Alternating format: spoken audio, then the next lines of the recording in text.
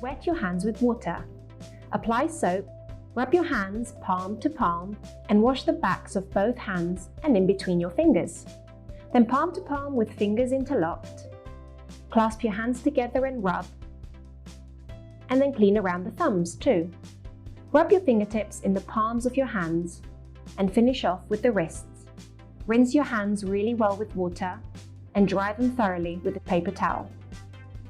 Use the towel to turn off the tap. Your hands are now clean.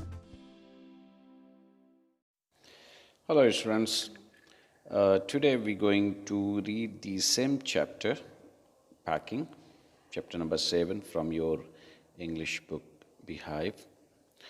I'm going to read rest of the paragraphs on the page number 83, starting from however, paragraph number 4.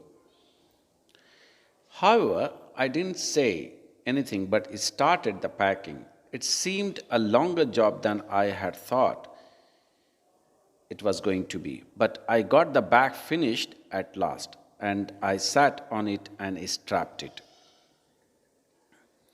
So the narrator is saying, when he suggested his friends Harris and George to leave the whole matter on him, and they thought they had to do nothing, and so they just sat down and started watching. So here the narrator said he didn't say anything on that, and he started packing this stuff. Now he thought that it was going to take longer than he had thought. So finally he finished packing, and he sat on the bag and strapped it. "Aren't you going to put the boots in?" said Harris. And I looked around and found I had forgotten them. So when the narrator strapped the bag, at the same time, Harris said to him that was he not going to put the boots in the bag. The narrator looked around and found that he had forgotten the boots to put in the bag. So now he's saying that that's just like Harris. He couldn't have said a word until I'd got the bag shut and strapped, of course. And George laughed, one of those irritating, senseless laughs of his. They do make me so wild. So their behavior, they made him wild, means angry here. I opened the bag and packed the boots in, and then just as I was going to close it, a horrible idea occurred to me. Had I packed my toothbrush? So now the narrator had to open it and put the boots in there, and when he was about to close it,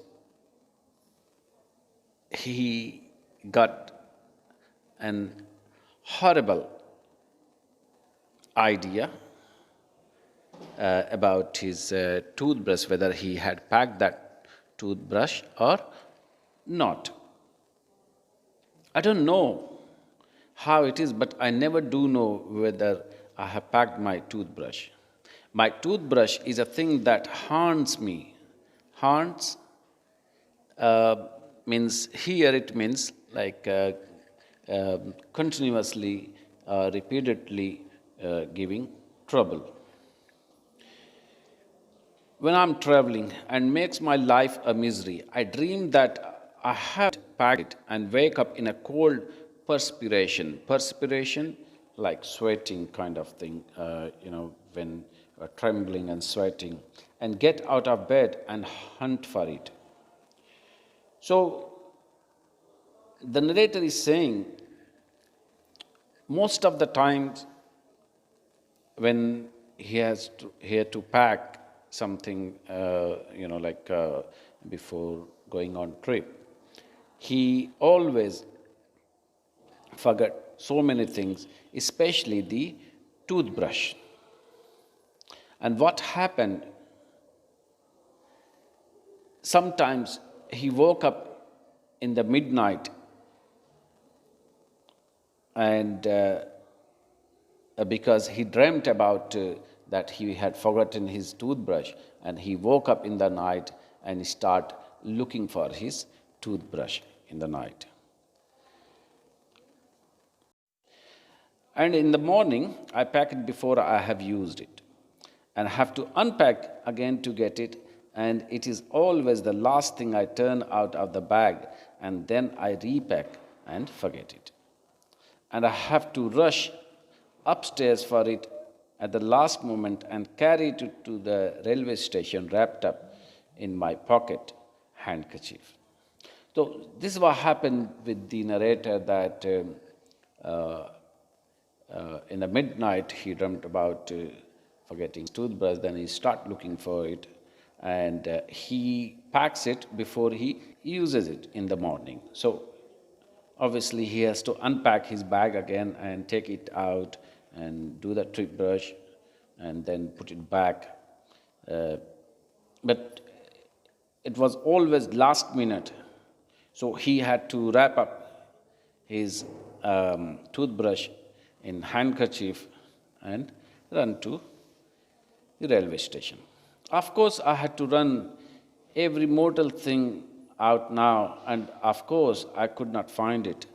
I rummaged the things up into much the same state that they, now on the page number 84, must have been before the world was created and when chaos reigned.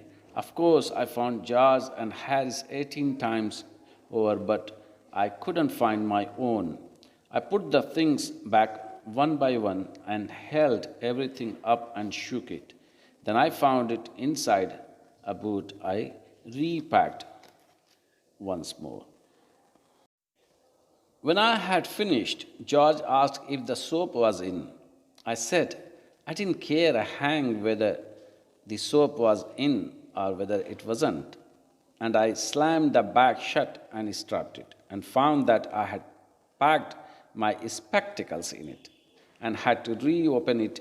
It got shut finally at 10:05 p.m., means 10:05.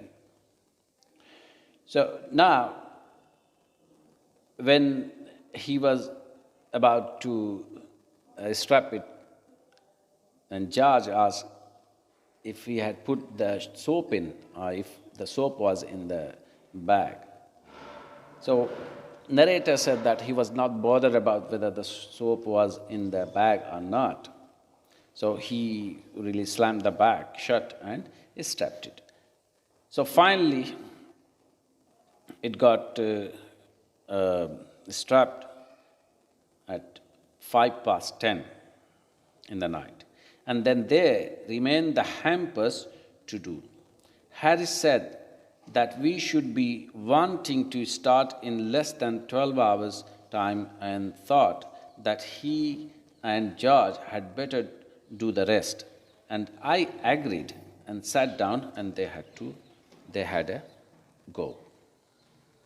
So after that, Harris, his friend, he said that they should be wanting to start in less than 12 hours' time, and thought that they, Harish and George, had better to do rest. So on that, Jerome agreed with them, and he sat down, and they had a go. So they went. They began in light-hearted spirit, evidently intending to show me how to do it. I made no comment. I only waited, with the exception of George. Harris is the worst packer in this world. And I looked at the piles of plates and cups and kettles and bottles and jars and pies and stoves and cakes and tomatoes, etc., and felt that the thing would soon become exciting. And it did. So narrator was expecting that sooner or later the things were going to be messy, and he started. So it did. They started with breaking a cup. Who? Harris and George. That was the first thing they did. They did that just to show you what they could do and to get you interested. Then Harris packed the strawberry jam on top of a tomato and squashed it. And they had to pick out the tomato with a teaspoon, means chamach. That's all for today, and hope to discuss with you the rest of the paragraphs in the online meeting today. Thank you very much. Enjoy your day ahead. Bye-bye.